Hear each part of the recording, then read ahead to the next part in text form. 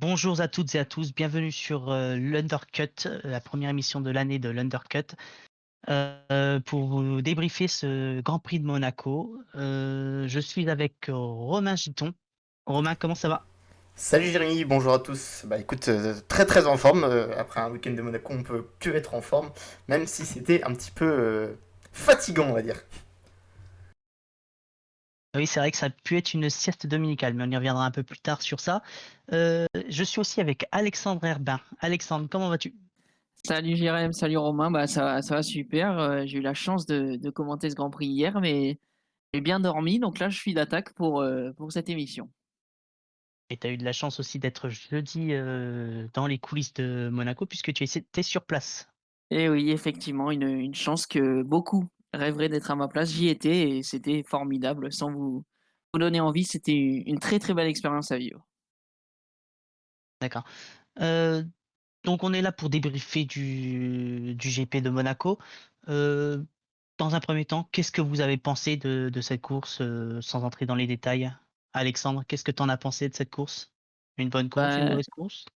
une course ni bonne ni mauvaise, enfin une course moyenne, j'ai envie de dire, parce que on s'est quand même bien amusé très rapidement, mais les passages au stand, c'était vraiment, le moment de la course. C'était assez fou entre l'erreur de Bottas, l'overcut de Vettel ou encore, Hamilton qui a tenté un undercut, donc c'était vraiment bien. Mais sinon, oui, c'était le reste de la course n'était pas très très foufou. Avec Romain Henry, qu'on salue, bah, on a commenté, on a fait plus du blablatage et on a raconté des histoires plutôt que de commenter ce qui se passait parce qu'il se passait pas grand-chose. Donc une course moyenne, mais ça reste une course à Monaco, donc forcément une course où on s'amuse et où on est content de voir ce Grand Prix. D'accord. Et toi Romain, qu'est-ce que tu en as pensé de ce Grand Prix de Monaco, sans entrer trop dans les détails? J'en attendais pas grand-chose et j'en suis quand même déçu. C'est vrai qu'Alexandre a dit, hormis les arrêts au stand, il s'est pas passé grand-chose. Euh, on s'attendait peut-être à un ou deux petits accidents, même pas. C'était plutôt calme dans le peloton, donc un Grand Prix de Monaco à oublier. D'accord. Donc du coup, ce Grand Prix de Monaco a vu la victoire de Max Verstappen. Vous pensez que ça peut être un tournant du championnat, cette victoire de Max Verstappen, ou c'est juste un épiphénomène parce qu'il a eu, on va dire, de la chance globalement sur le week-end avec un Hamilton assez loin? Romain, qu'est-ce que t'en penses? Alors, un tournant, peut-être pas. Je pense que ça montre à quel point le championnat sera serré cette saison. Depuis le début de la saison, on voit quand même que même sur des circuits où Mercedes est censé dominer, Red Bull est toujours à l'affût, capable même stratégiquement maintenant de rivaliser avec les Mercedes. Et puis surtout en termes de confiance, je pense que Max sait que s'il veut battre Mercedes, il sait que c'est l'année ou jamais. On ne sait pas comment seront les voitures l'an prochain avec la nouvelle réforme, avec le nouveau règlement. Donc je pense que voilà, il est à 120%. J'ai l'impression que ça commence un peu à irriter Lewis. On pourra peut-être en reparler un petit peu plus tard. Mais j'ai l'impression que ça commence un petit peu à l'irriter. Le fait qu'il domine pas autant que d'habitude, que ce soit individuellement ou avec son équipe. Donc pas un tournant, mais une petite graine qui sème petit à petit. Va falloir voir sur des circuits comme le Castellet où Red Bull va être moins avantagé que Mercedes si vraiment la lutte peut aller jusqu'au bout pour Verstappen. D'accord. Alexandre, tournant ou comme le dit Romain, c'est une petite graine, ce GP de Monaco pour Max Verstappen? Ouais, je suis plus, d'accord avec Romain, c'est une petite graine. Je pense que le tournant, il pourrait peut-être arriver, dès le Grand Prix prochain en Azerbaïdjan. À voir si, là-bas, on retrouve un Lewis Hamilton conquérant, un Lewis Hamilton, en champion, j'ai envie de dire. Ou si on retrouve un Lewis Hamilton qui est toujours dans ses doutes, qui est, pas vraiment à l'aise avec sa voiture, comme il l'a été ce week-end. Et je pense qu'on en saura un peu plus sur l'état de Mercedes, parce que aussi bien c'est juste, un week-end raté et même, à Mercedes qui est l'une des plus grandes écuries de l'histoire de la Formule 1, ça arrive. Donc, je pense qu'il faudra en Azerbaïdjan, on aura peut-être quelques réponses, à voir si, Max Verstappen pourra être aussi conquérant et mettre encore, se rentrer encore un peu plus dans la tête d'Hamilton. Mais en tout cas, je pense qu'aujourd'hui, on ne peut pas parler de tournant. C'est quand même, une date qui marque, vu que Max Verstappen domine le classement du championnat du monde pour la première fois de la saison et de sa carrière. Du coup, en parlant de Lewis Hamilton, vous comprenez sa colère, du coup, Alexandre, par rapport à son équipe? On sait qu'il a été très virulent à la fin de la course après, envers son équipe. Est-ce que tu le comprends? Moi, j'ai un peu de mal, je sais pas, c'est un pilote que j'aime beaucoup, mais là, je sais pas si je pense qu'il doit être déçu de finir 7e parce qu'on peut être que déçu quand on est Lewis Hamilton et qu'on roule dans une Mercedes de finir 7e. Mais j'ai envie de dire, est-ce qu'il peut espérer mieux dans ce Grand Prix? Oui, pour moi, il peut espérer la 6e place si, parce que Vettel, ne doit jamais passer Mercedes et en tout cas, c'était pas un Grand Prix où il s'est non plus montré, donc c'est pas forcément la faute de Mercedes ni celle de Lewis Hamilton. Finalement, peut-être que la faute, c'est celle de Charles Leclerc qui a empêché Hamilton de réaliser un dernier tour en qualification et de le placer potentiellement plus haut sur la grille.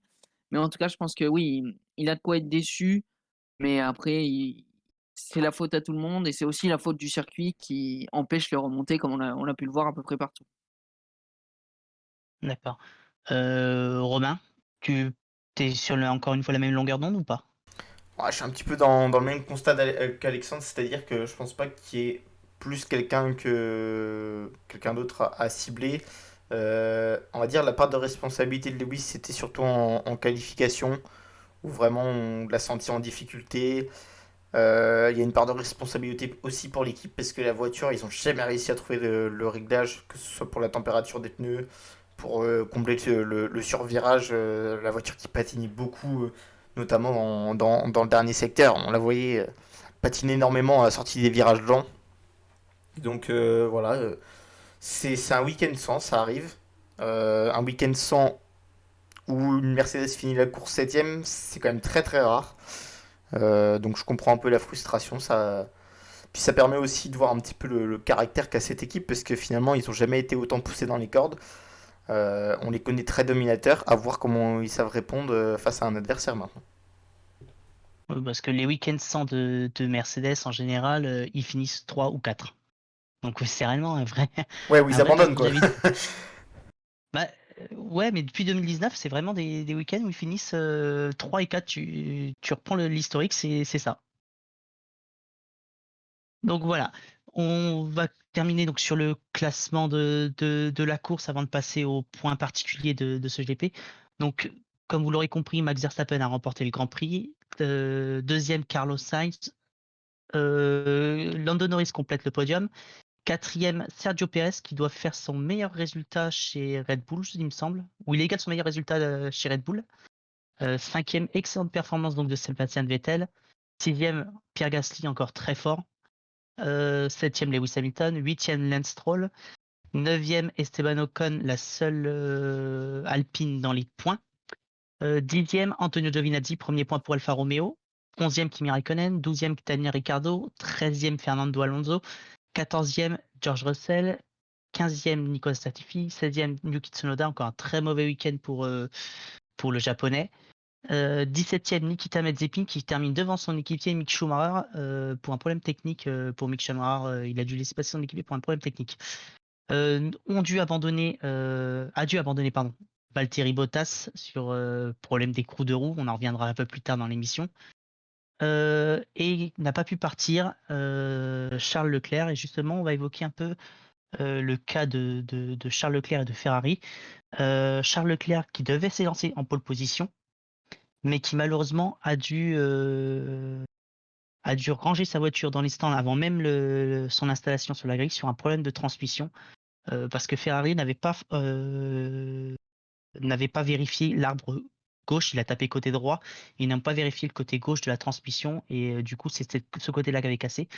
Est-ce que pour vous c'est un péché d'orgueil de Ferrari? On sait que Ferrari, ça fait longtemps qu'ils attendaient la victoire, mais est-ce que c'est pas un péché d'orgueil que de ne pas avoir vérifié la suspension? Romain? Je sais pas du tout si c'est un péché d'orgueil ou pas. Moi, je pense surtout que c'est une erreur technique, tout simplement. Enfin, c'est une faute professionnelle, même, j'irais dire. Rien à voir avec Professionnel. rien à voir avec l'orgueil. Je pense que c'est juste. Non, quand une voiture est accidentée, on fait la précaution, on vérifie tous les éléments, peu importe le côté où ça a tapé.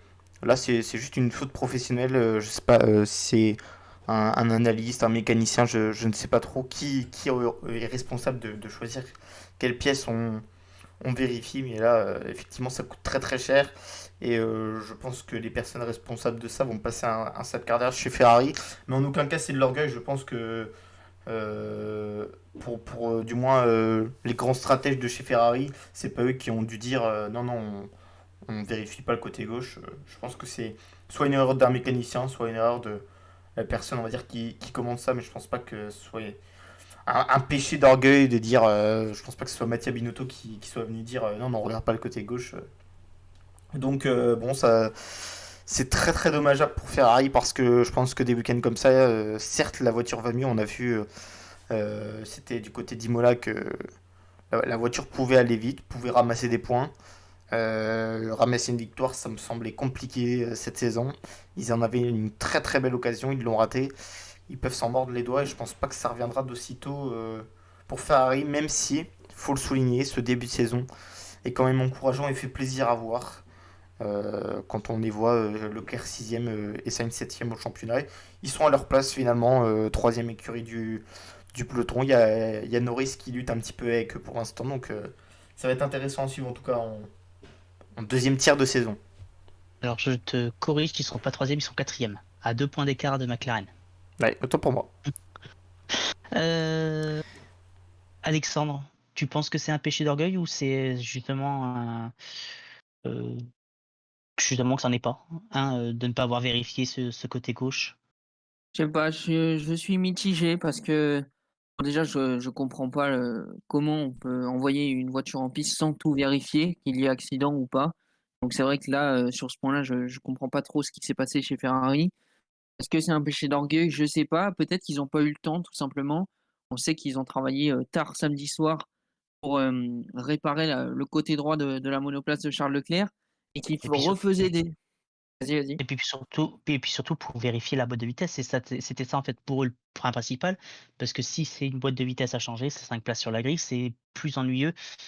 J'allais dire qu'un arbre de transmission. Le problème, c'est que si l'arbre de transmission est endommagé, il faut aussi le remplacer, parce que lui, malheureusement, il peut te casser une boîte de vitesse si tu ne le changes pas. Malheureusement, là, ça n'a pas l'air d'avoir cassé la boîte de vitesse quand il l'a ramené au garage.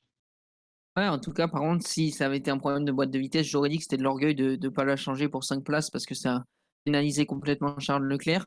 Et peut-être que, avec les ils ont dit aussi Ferrari qu'ils avaient dû travailler beaucoup dimanche matin pour faire des relevés, pour vérifier justement que cette boîte de vitesse n'était pas endommagée.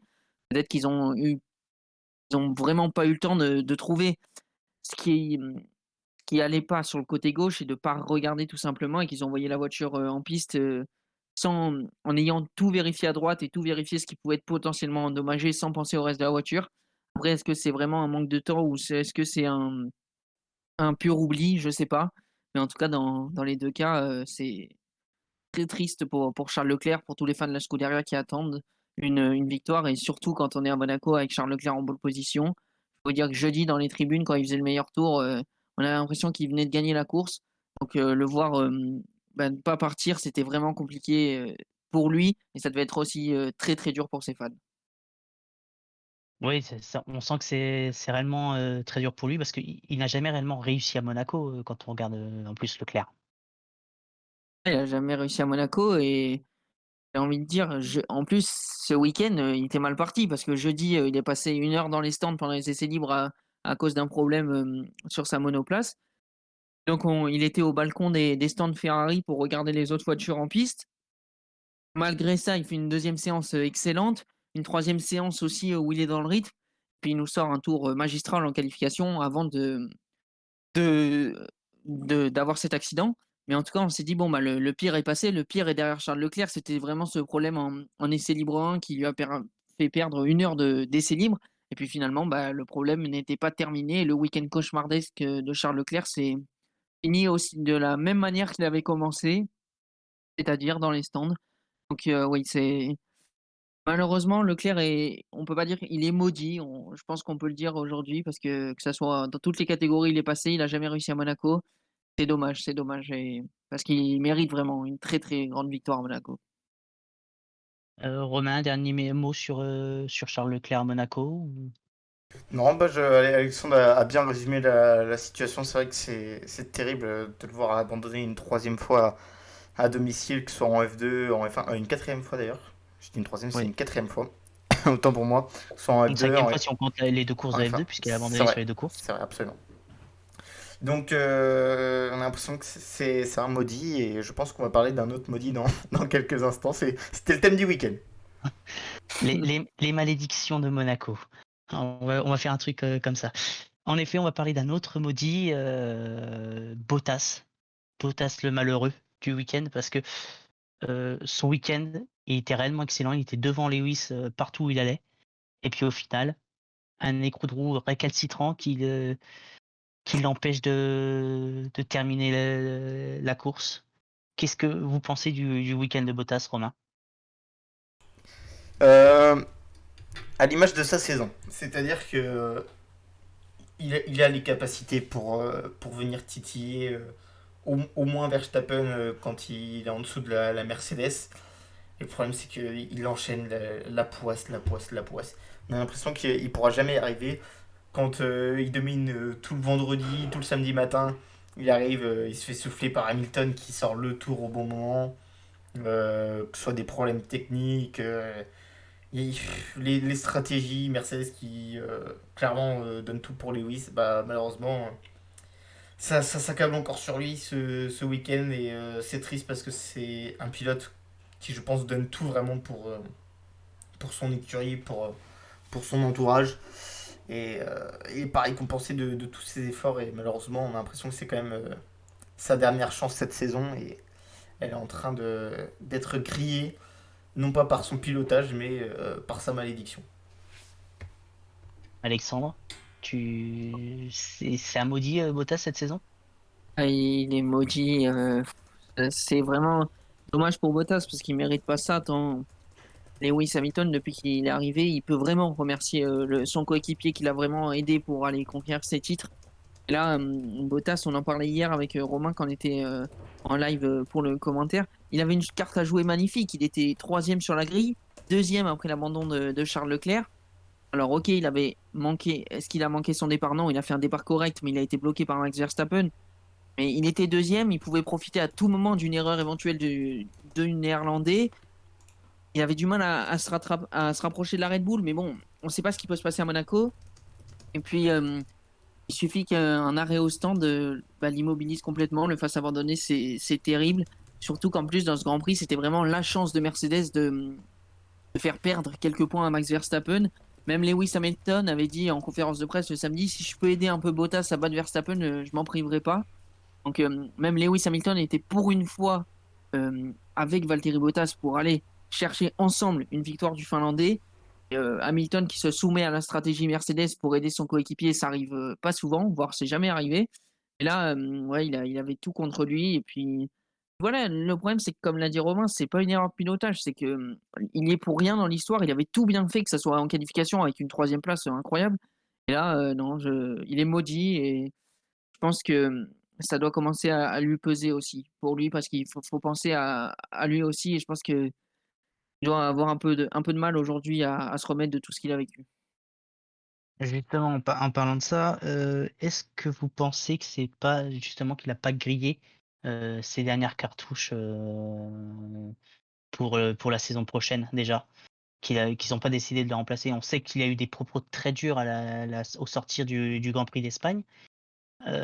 Est-ce que avec ça, ça va reconforter sa décision de dire je joue ma carte personnelle maintenant et il y a plus d'équipe pour lui? Romain? Pour l'instant, non. Pour l'instant, je pense qu'il est encore intégré dans le collectif. Mais dès qu'on va s'approcher de la trêve estivale et de toute l'attraction autour des transferts, on sait que souvent, avant le 1er août, ça s'excite beaucoup dans le paddock. En général, à partir du Grand Prix de France, c'est là où vraiment les grosses rumeurs arrivent. Donc d'ici un mois, on va voir son comportement peut-être changer. Là, je pense que Bakou, c'est l'une de ses dernières chances, on va dire, de se prouver à lui-même déjà qu'il est encore capable de gagner avec Mercedes, et aussi de prouver à l'équipe que c'est lui le pilote, il faut qu'il le garde. Et indirectement, il est encore dépendant une fois d'Hamilton. Est-ce que Hamilton va continuer en 2022? On sait que la nouvelle réglementation le laisserait tenter pour au moins un an de plus. À voir, à voir. Je ne sais pas si Bottas est du genre rancunier, je ne pense pas sincèrement, mais je pense que oui, ça peut commencer à l'irriter et en fin de saison, on pourrait totalement le voir craquer si on savait qu'il était transféré ou même s'il devait quitter le monde de la Formule 1. Alexandre, tu es sur la même longueur d'onde, encore une fois?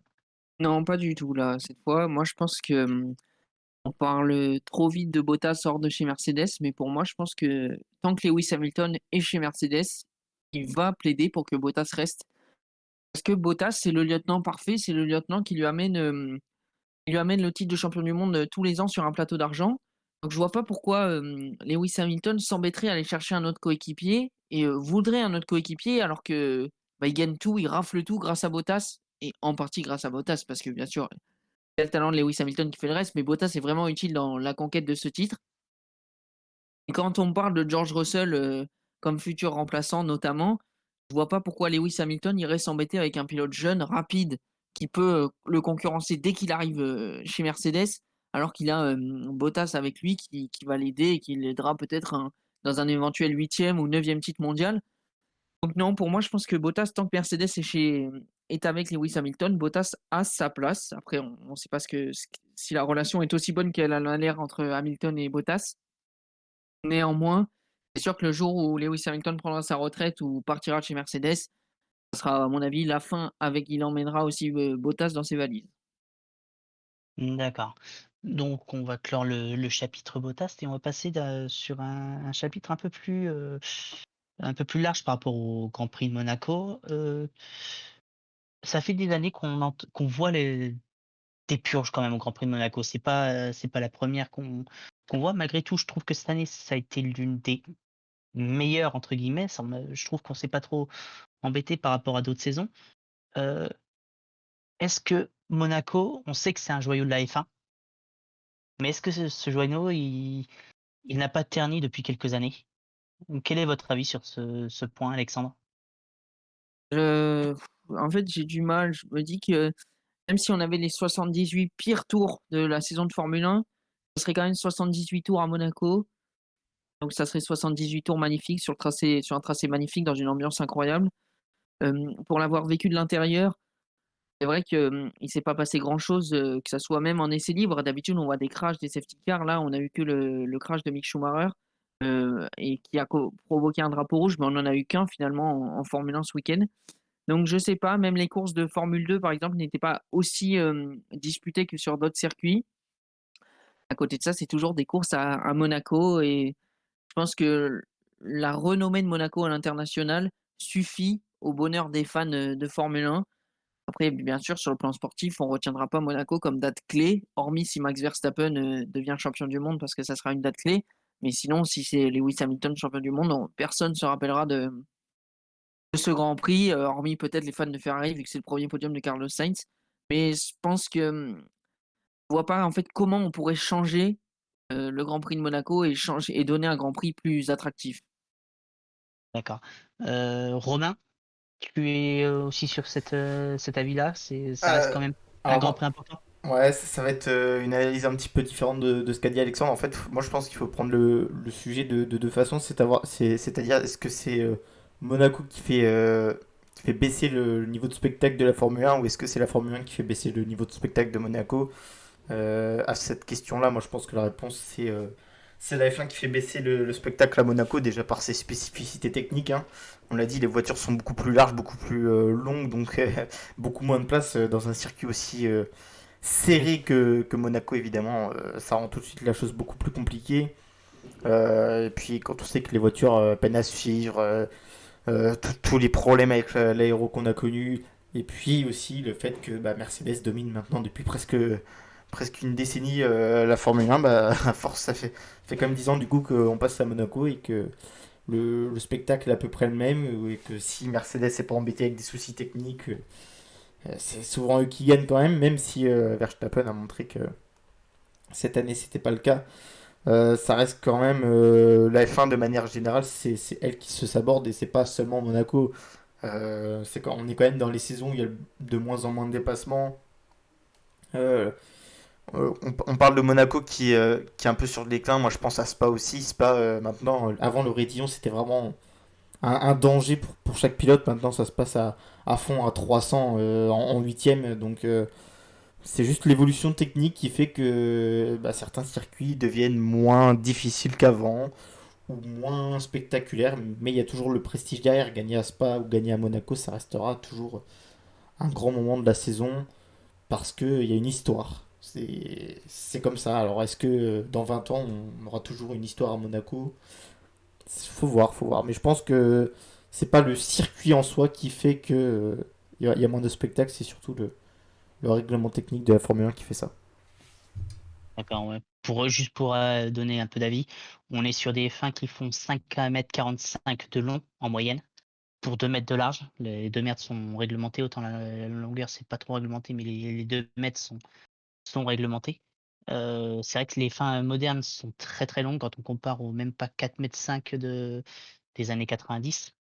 Euh, c'est vraiment démesuré comme F1, on a l'impression que c'est réellement des camions. Euh, Donc là, on va terminer un peu le débrief. Juste pour revenir un peu sur le classement du championnat du monde. Max Verstappen est en tête avec 105 points. Lewis Hamilton deuxième, 101 points. C'est la première fois que le Néerlandais mène un classement. C'est la première fois aussi du coup qu'il mène le classement cette saison. Lando Norris troisième avec 56 points. Valtteri Bottas quatrième, 47 points. Sergio Perez cinquième, 44 points. Heu, Norris troisième, c'est une petite, on va dire surprise, mais vu sa régularité, c'est pas non plus étonnant. Charles Leclerc sixième, 40 points, malgré son abandon cette semaine ce week-end, pardon. Carlos Sainz septième, 38 points. 8e Daniel Ricciardo, 24 points.